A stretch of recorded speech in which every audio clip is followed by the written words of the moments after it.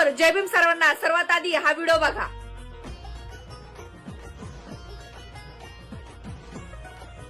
तर या व्हिडिओमध्ये तुम्ही बघितलंच असेल की एक व्यक्ती डॉक्टर बाबासाहेब आंबेडकरांच्या प्रतिमेची विटंबना करताय आणि तिथले लोक बोलत आहे की हा व्यक्ती दारू पिऊन होता. का बरं? दारुड्यांना, बेवड्यांना, मनोरुग्णांना, मानसिक रुग्णांना डॉक्टर बाबासाहेब आंबेडकरांच्या प्रतिमाच दिसता का विटंबना करण्यासाठी?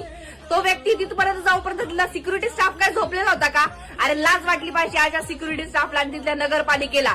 ज्या व्यक्तीने भारताचा कायदा लिहिला, अखंड कायदा डॉक्टर बाबासाहेब आंबेडकर लिहिला, त्या व्यक्तीच्या प्रतिमेची जर अशी लोक विटंबना करत असेल तर लाज वाटली पाहिजे तुमच्या सरकारला सुद्धा. जय भीम.